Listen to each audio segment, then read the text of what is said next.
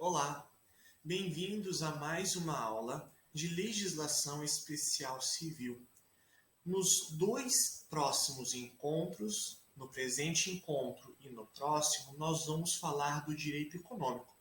Sendo que no presente encontro a gente vai falar dos fundamentos do direito econômico. Para tal, nós vamos traçar o que vem a ser o direito da concorrência. Vamos ver o conceito de mercado, e vamos ver o histórico do direito da concorrência, especialmente no âmbito do Reino Unido, nos Estados Unidos, que vai influenciar grande parte da legislação no resto do mundo. Vamos mencionar brevemente o Consenso de Washington. Vamos falar sobre a ordem econômica na Constituição da República Federativa do Brasil de 88 e vamos falar também da intervenção no domínio econômico, que pode se dar de maneira direta ou indireta. Então, nós vamos falar dos bens e monopólios da União, bens e monopólios da União, para somente na próxima aula nós falarmos do Sistema Brasileiro de Proteção da Concorrência e assim por diante. Então, vamos lá. Quando se fala de direito econômico, nós estamos falando da regulamentação no âmbito econômico.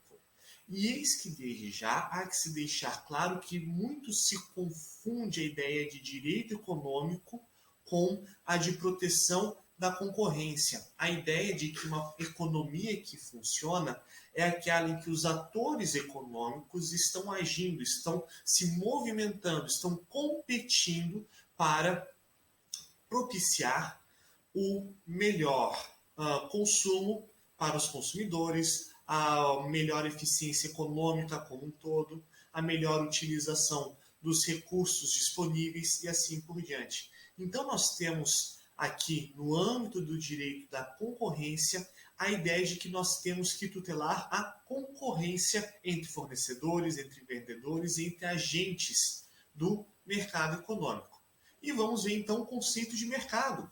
Mercado, para João Bosco da Fonseca, um dos principais nomes do direito econômico no país, vem a ser o lugar em que atuam os agentes da atividade econômica, em que se encontram a oferta e a demanda de bens e serviços e em que, consequentemente, se determinam o preço e as quantidades. E aqui uma grande observação, este mercado, então, ele tem como elemento relevante de consideração o elemento geográfico, o critério geográfico. Então vamos imaginar em uma cidade. O mercado dessa cidade é representado não só pelo espaço físico, onde as pessoas estão efetivamente comprando e vendendo produtos, serviços e assim por diante, mas com a ideia de que organicamente, neste meio, nesta cidade onde as pessoas se organizam, nós temos essa compra e venda, esse encontro de oferta e demanda, que vai ser regulado em um ambiente livre. Né? A ideia de liberdade é muito importante aqui. Porém, algumas pequenas falhas podem vir a surgir. Nem sempre os atores econômicos vão vir a atuar de uma maneira competitiva. Vamos pensar na seguinte ideia: se determinado setor da economia for dominado por uma empresa, esta empresa vai querer concorrer contra si mesma? Não, nós temos um problema que esta empresa aqui tem um monopólio que deve ser vedado, né? Deve ser vedado. Porém, há monopólios possíveis, como será visto paulatinamente. O monopólio, regra geral, ele deve ser vedado, porque se uma empresa tiver monopólio, naturalmente ela vai fazer subir os seus preços, ter lucros arbitrários e assim por diante, o que vai gerar uma ineficiência econômica, vai fazer com que os consumidores gastem excessivamente com certos bens e serviços, vai fazer com que os consumidores deixem de comprar algo porque estão gastando muito com outro produto, ou seja, o sistema econômico ele não funciona quando há monopólios. O sistema econômico deve ser fundado na concorrência, na livre iniciativa, como a gente já vai ver melhor. E eis que, historicamente, há vários casos em que as falhas no mercado econômico foram concebidas num plano jurídico. E eis que grande parte da tutela da concorrência se deu principalmente, historicamente, no Reino Unido e nos Estados Unidos. Eis que os principais precedentes históricos vieram ainda no século XV no Reino Unido e depois século XIX com uma série de casos e depois também o chamado Sherman Act, ainda no século XIX, nos principais marcos regulatórios. E o que aconteceu?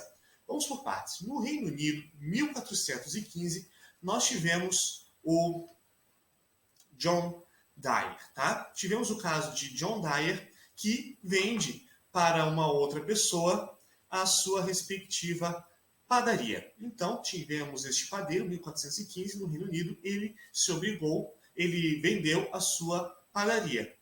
E eis que, no contrato de venda da padaria, ficou acertado que John Dyer não exerceria sua profissão de padeiro em lugar nenhum, de maneira nenhuma, por 6 meses. John Dyer teria que ficar sem trabalhar durante 6 meses. Então, em 1415, no Reino Unido, surge este importante precedente histórico, no caso de John Dyer, em que resta anulada por violação da ordem pública essa cláusula de não poder exercer a profissão por 6 meses. Outro precedente histórico relevante foi em 1602, no caso de Edward Darcy, em que o mesmo conseguiu o monopólio das cartas de baralho que fora concedido pela rainha Elizabeth I. Né? Este monopólio das cartas do baralho foi anulado judicialmente, ou seja, naquele contexto, a ordem do executivo, a ordem da monarca, né, ela fora ilegal e fora anulada. Não é possível se conceder um monopólio de algo para qualquer empresário. Foi então considerado proibido foi considerada proibida a concessão do monopólio das cartas de baralho para Edward Darcy em 1602 no Reino Unido. E ainda no Reino Unido, em 1711, tivemos o caso Mitchell versus Reynolds, em que Reynolds vende agora, mais uma vez, uma padaria, com cláusula de não concorrência por 5 anos, mas abre outra, tá?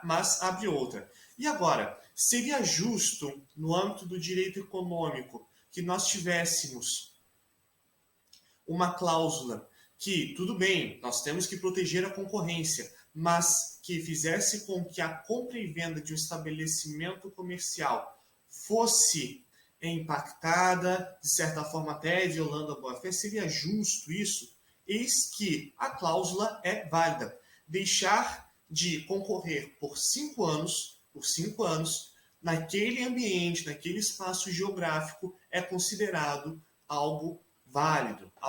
É interessante nós notarmos que esta ideia dos 5 anos encontra-se até mesmo hoje no nosso Código Civil. Vamos passar a leitura do artigo 1147 do Código Civil. Não havendo autorização expressa, o alienante do estabelecimento não pode fazer concorrência ao adquirente nos 5 anos subsequentes à transferência. Portanto, então, nós temos aqui o contrato de trespasse, em que essa cláusula dos 5 anos, ainda que ela não esteja prevista, ela é tácita, por assim dizer. É proibida a concorrência no período de 5 anos. Outra questão interessante agora, fugindo deste plano britânico e agora indo para os Estados Unidos, nós tivemos em 1871 a situação dos primeiros oligopólios, tá? Oligopólios, em que se tinha a restrição a mercados. O que acontece? É notório que nos Estados Unidos, no final do século XIX e começo do século XX, se estava passando por uma série de oligopólios, principalmente com relação a setores estratégicos, quais eram ferrovias e abastecimento de carvão e, eventualmente, petróleo. Né? O setor energético estava sendo afetado pela formação de cartéis, né? Por conta dessa formação de cartéis. O que acontecia? Como era muito caro se implantar uma ferrovia e assim por diante, Os empresários, à época, eles então ajustavam. Um empresário fazia uma rota mais ao sul, o outro fazia uma rota mais ao norte, e um não competia com o outro de modo a conseguir lucrar com a ferrovia recém-construída. Só que, se nós tivéssemos um sistema de concorrência, os preços poderiam ser predatórios. E então passou-se a fazer todo um debate no final do século XIX sobre a razoabilidade ou não de se ter esses cartéis, de se organizar a maneira como os investimentos em setores estratégicos aconteceriam, principalmente o setor ferroviário, o setor de logística. Porém, surgiu em 1871, no caso Morris Run Coal, ou seja, aqui essa questão do carvão, né, contra Barclay Coal, em que havia aí um sistema de cartel, né, havia uma divisão de mercado. Cada parte ia atuar em um mercado específico. Um vendedor de carvão atuaria em um mercado, outro vendedor de carvão em outro mercado, e assim por diante. Eis que surgiu, então, nos Estados Unidos a ideia de que restrição de mercados, o acesso a mercados, não poderia ser restrito. Está bem? Este acordo ele deveria passar pelo teste da razoabilidade. Teste da razoabilidade. Importante precedente fala, então, da Rule of Reason. Se há um elemento subjacente que torna razoável que essa restrição fosse feita. Posteriormente, em 1890, surge o Sherman Act, que veio justamente a combater os monopólios locais de ferrovias, né, que estavam sendo tão predatórios que o preço do transporte no âmbito ferroviário estava fazendo com que os Estados Unidos não conseguissem mais competir no mercado internacional de grãos. Né? Não estava conseguindo ser competitivo no mercado de grãos porque o preço do transporte ferroviário estava sendo agregado, né, ao preço final e era muito elevado. Portanto, teria intervenção aí no âmbito ali das prerrogativas do Poder Executivo lá dos Estados Unidos. Foi então realizado também esse importante ato, Sherman Act, em 1890, de forma que se estabeleceu que era vedado regra geral, a ideia de monopólios e os cartéis como um todo. Eis que positivou-se a vedação ao monopólio e as restrições ao comércio. Tá? As restrições ao comércio. Nada de se formar cartéis para restringir o acesso. E assim por diante.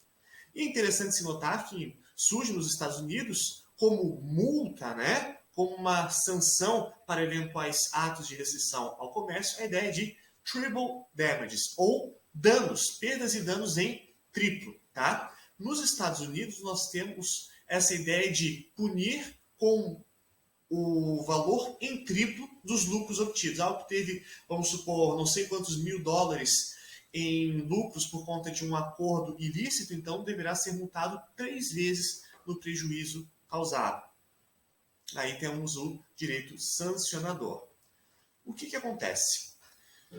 Essa ideia de triple damage também encontra respaldo na legislação brasileira, na ideia de restituição em dobro prevista no CDC, no artigo 42, parágrafo único. Então, nós temos aqui a doutrina, vai falar no âmbito do histórico, alguns grandes marcos. De 1890 a 1914, nós tínhamos uma preocupação com estabelecer o que é o razoável. Até que ponto uma restrição ao mercado é razoável ou não. Isso no primeiro período do direito econômico, do direito antitrust, que a gente vai ver que trusts seriam aí esses acordos, né, ilegais de dominação de mercados, essas trusts. Então, o direito antitrust vem desta expressão, em inglês, antitrust, e no português nós fizemos um estrangeirismo, aí, direito antitrust por conta disso. Primeira fase, se perceber até que ponto é razoável ou não, nós temos uma restrição ao comércio. Depois, nós tivemos o desenvolvimento destas regras, de 1915 a 1939, para se perceber se, no âmbito da razoabilidade, há supressão ou não da concorrência, se há efeitos concretos dessa restrição e assim por diante. Sai de um aspecto, de uma área, de um espectro um pouco formal e vai para o mais material. Terceiro período, 1940 a 1973, nós tivemos um desenvolvimento da chamada regra do per se. Algumas ações seriam, por si só, independentemente de causarem dano, ilegais, tá? Ou seja, uma contrapartida, um antagonismo assim à ideia da razoabilidade. E de 1974 até o momento atual, uma análise econômica do direito, analisar se uma lei está sendo efetivamente benéfica para a economia. Com relação a essa quarta fase, é interessante nós notarmos o seguinte, que no Brasil, a Lei da Liberdade Econômica estabelece que o Estado só vai poder intervir, ou seja, gerar mais entraves à participação econômica, gerar, por assim dizer, burocracia, quando for feita uma análise de caráter até mesmo econômico da necessidade de intervenção estatal. Portanto, nós temos uma grande restrição à intervenção estatal, que a gente já vai ver, que está condizente com este último período do direito econômico. Mais uma questão diz respeito ao seguinte: alguns autores, bem poucos, falam da importância do consenso de Washington. Esse consenso de Washington diz respeito a uma série de princípios de 1989 e assim por diante, relacionados à promoção de um ambiente mais concorrido, a promoção de um Estado liberal. Um Estado que intervém menos é um Estado que tende a se desenvolver melhor. Muitos falam da importância deste consenso de Washington neste âmbito maior do último momento, da última fase do direito econômico. Até que ponto isso está condizente ou não com a política brasileira atual é algo que seja muito debate, muitas discussões, porém é interessante nós mencionarmos também o conceito de Washington neste ponto. Vamos passar agora para a visualização da ordem econômica na Constituição da República Federativa do Brasil de 1988, a nossa Constituição. E isso que nós já temos no artigo 1º, tá? Que a República Federativa do Brasil, formada pela união indissolúvel dos Estados e municípios do Distrito Federal, constitui-se em Estado Democrático de Direito e tem como fundamentos, em inciso 4, os valores sociais do trabalho e da livre iniciativa, ou seja, a livre iniciativa está aí como um fundamento da República. Não obstante isso, nós temos no artigo 170 os princípios gerais da atividade econômica. Eis que a ordem econômica, fundada na valorização do trabalho e na livre iniciativa, tem por fim assegurar a existência digna, conforme os ditames da justiça social, observados os seguintes princípios. E nós temos, então, os princípios elencados no artigo 170, e é interessante nós falarmos do quê? Do inciso 2º, propriedade privada, 3º, função social da propriedade, 4º, livre concorrência. Livre concorrência, bem importante aqui. E eis que nos artigos 170 e seguintes, nós temos uma série de dispositivos pertinentes à atuação econômica do Estado. O que acontece? O Estado ele pode intervir de duas grandes maneiras, tá? De duas grandes maneiras no domínio econômico, tá bem? De duas grandes maneiras. Aqui, a lógica do direito econômico é um pouquinho distinta de outros ramos de direito. Porque muitas vezes se fala, o Estado atuou nesta área, o Estado atuou nesta outra área, se entende que o Estado está atuando legislativamente, o Estado está atuando aqui nesta área aqui do direito regulatório, pois ele está, por exemplo, sancionando algo, ele está emanando uma portaria e assim por diante. No âmbito do direito econômico, nós temos algo mais curioso. Aqui estamos falando de intervenção do Estado na economia. E a intervenção do Estado de maneira direta se dá quando o Estado age como ator econômico. Está bem? Quando o Estado age, quando o Estado produz um bem para que o valor deste bem venha a baixar, aumentando a oferta deste bem, deste produto, com a intenção de fazer o valor baixar. Ou então, quando o Estado, por exemplo, ele adquire muitos bens para fazer com que o valor de mercado destes bens esteja em um patamar ou parem de cair. Esta ideia de intervenção direta diz respeito a essas hipóteses, quando o Estado está efetivamente atuando como agente econômico, aumentando a demanda ou diminuindo a demanda. O Estado está produzindo algo para que o valor deste algo seja reduzido. Né? Essa seria intervenção direta do Estado. Ou então, o Estado estaria, por exemplo, vamos pensar no caso de empresas públicas que produzissem algo para somente aumentar a oferta e assim por diante. Eis que, no sentido contrário, nós temos a intervenção indireta. Intervenção indireta diz respeito, no âmbito econômico, à situação em que o Estado intervém de maneira normativa. Intervenção indireta no domínio econômico é uma expressão sinônima de intervenção normativa. Está bem? Cuidado que vai fazer concursos públicos, que essa ideia de intervenção normativa, tá? Ela diz respeito à intervenção indireta, quando o Estado então vai legislar sobre determinado setor da economia para que esse setor de economia seja mais desenvolvido ou menos desenvolvido. Temos um bem que é possivelmente danoso à vida humana. Vamos pensar no caso dos asbestos, né? Neste caso dos asbestos, muito se questionou se estava causando um dano à saúde humana, se era cancerígeno ou não, mas seria muito difícil para a indústria da noite para o dia se adaptar e ter um banimento total desse tipo de produto.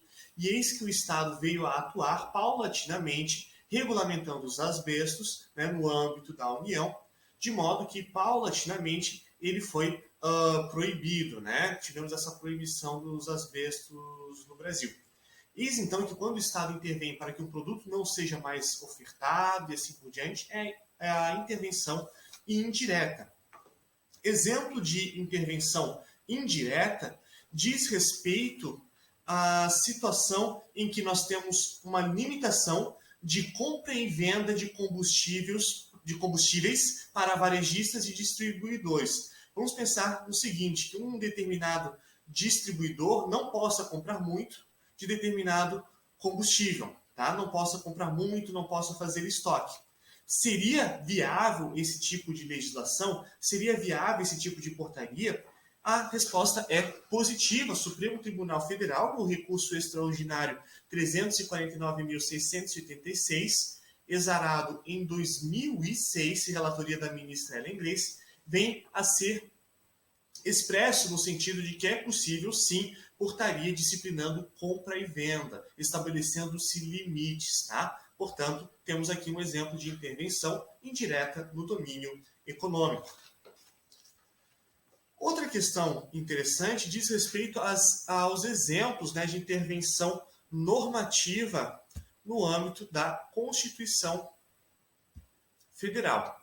O que acontece? No âmbito da Constituição Federal, nós temos aqui, no artigo 174, um dispositivo muito importante, tá? Artigo 174. Como agente normativo e regulador da atividade econômica, o Estado exercerá, na forma da lei, as funções de fiscalização, incentivo e planejamento, sendo este determinante para o setor público e indicativo para o setor privado. Ou seja, o setor privado ele está livre, né? Ele é meramente indicado acerca de um planejamento econômico. Importante aqui, a Lei 13.874, está bem? A Lei 13.874 também considerada de Declaração de Direitos da Liberdade Econômica. Aqui, só pontuando muito especificamente com relação a essa lei, atualizem-se no sentido de que é possível, está bem, a partir desta lei, a constituição de sociedade limitada, está bem? A constituição da sociedade limitada por uma pessoa, está bem? Foi alterado o artigo 421-A do Código Civil. Lá consta, então, parágrafo 7º, artigo 1052, parágrafo 1º, eis que a sociedade limitada pode ser constituída por uma pessoa ou mais, está bem? Não obstante, essa lei relacionada à liberdade econômica também alterou o Código Civil no que diz respeito à desconsideração da personalidade jurídica, está bem? Artigo 49-A e artigo 50 do Código Civil, então, tem a redação dada pela Lei da Liberdade Econômica. agora temos hipóteses relacionadas à transferência de ativos de uma pessoa para outra, está bem? Temos, então, essa importante alteração no Código Civil. Atualize-se nesse sentido. Voltando à Constituição, nós temos, então, o parágrafo 1º do artigo 174, que diz que a lei estabelecerá as diretrizes e bases do planejamento e do desenvolvimento nacional equilibrado, o qual incorporará e compatibilizará os planos nacionais e regionais de desenvolvimento. Está bem? Porém, tal deve sempre atender à necessidade de se promover a livre iniciativa e a concorrência. Outra questão que é bem importante com relação à intervenção do domínio econômico é que o monopólio no âmbito do direito econômico, ele não é benquisto. Pelo contrário, visa-se combater o monopólio, tá? Visa-se combater o monopólio. Porém, alguns monopólios são necessários, especialmente em setores estratégicos. Eis que o Brasil não quer deixar alguns setores totalmente livres para a iniciativa privada. Está bem? E é importante, então, nós mencionarmos aqui monopólios e bens da União. Vamos voltar agora à Constituição Federal e vamos fazer a leitura de alguns dispositivos. Artigo 176, parágrafo 1º. Está bem? Perdão, artigo 176, o caput, e na sequência o parágrafo 1º. Artigo 176. As jazidas em lavra ou não e demais recursos naturais, minerais e os potenciais de energia hidráulica constituem propriedade distinta do solo para efeito de exploração e aproveitamento e pertencem à União, ou seja, pertence à União, o quê? Jazidas em lavra ou não, mais recursos minerais e os potenciais de energia hidráulica, isso pertence à União. Porém, é garantida ao concessionário a propriedade do produto da lavra, tá? Do produto da lavra. Mais uma questão. Parágrafo 1º. A pesquisa e a lavra de recursos minerais e aproveitamentos potenciais a que se refere o caput iniciativo somente poderão ser efetuados mediante a autorização ou concessão da União, ou seja, a necessidade de uma concessão da União para a exploração aí dessas atividades, já que os bens aí pertencem à União, né? O proprietário vai ter um produto da lavra, por exemplo, mas é importante, né, necessária a concessão sempre. E eis que nós temos como critério, né, o interesse nacional, e essa concessão deve ser feita para brasileiros ou empresas constituídas sob as leis brasileiras e que tenham sua sede e administração no país, na forma da lei, que estabelecerá as condições específicas quando essas atividades se desenvolverem na faixa de fronteira ou terras indígenas. Portanto, então, nós temos esta intervenção por parte da União nesse âmbito, né, dos recursos minerais e do potencial da energia hidrelétrica, setores chaves da economia. E, para nós finalizarmos, né, artigo 177, nós temos o que constitui o monopólio da União. Nós temos o quê? A pesquisa e a lavra das jazidas de petróleo e gás natural e outros hidrocarbonetos fluidos. A pesquisa e a lavra, né? A refinação do petróleo nacional ou estrangeiro. A importação e exportação de produtos e derivados básicos resultantes das atividades previstas nos incisos anteriores, bem como o transporte marítimo de petróleo bruto, de origem nacional, de derivados básicos de petróleo produzidos no país, meio transporte, assim por diante. E, por fim, a pesquisa, a lavra, o enriquecimento, o reprocessamento, industrialização e o comércio de minérios e minerais nucleares e seus derivados. Tá? O que acontece aqui, que nós não podemos esquecer, é que, não obstante nós temos aí monopólio da União com relação a essas atividades, elas podem ser objeto de concessão. Também o Estado pode conceder para a iniciativa privada a realização dessas atividades. Visto isso, na próxima aula nós vamos falar então da regulamentação do sistema econômico, vamos falar da lei do CAD, está bem? E vamos ver de maneira mais minuciosa o que vem a ser a delimitação ou não da concorrência, atos de concentração e assim por diante, está bem? E por hoje vamos parar por aqui e só revisando, nós falamos dos fundamentos do direito econômico, falamos do direito da concorrência, vimos o conceito de mercado e perpassamos o histórico no Reino Unido e nos Estados Unidos da América. Passamos brevemente pela ideia de consenso de Washington, que visa a promoção do desenvolvimento das nações menos favorecidas e nações em desenvolvimento como um todo. Vimos, ainda que brevemente, como está estabelecida a ordem econômica na Constituição. Eis que a intervenção ela pode se dar de maneira direta ou indireta. Direta quando o Estado atua como agente econômico. Indireta é quando o Estado atua regulando determinado setor econômico. E não podemos esquecer que, não obstante nós termos como um dos principais objetivos no direito da concorrência o combate aos monopólios, no nosso sistema brasileiro, a União tem monopólios sim. Né? Nós temos monopólios e há bens da União. Nós mencionamos apenas alguns, mas há vários outros na Constituição. Poderíamos pensar, por exemplo, a questão. Poderíamos pensar a título de exemplo de setores estratégicos, poderíamos pensar, além da questão nuclear, poderíamos pensar nas correspondências e assim por diante. Eis que, em que pese nós temos justamente o direito econômico visando combater o monopólio, alguns monopólios são importantes para a soberania nacional, especialmente no setor energético nuclear e de petróleo, de hidrocarbonetos. Com isso, finalizamos a aula de hoje. Até o próximo encontro.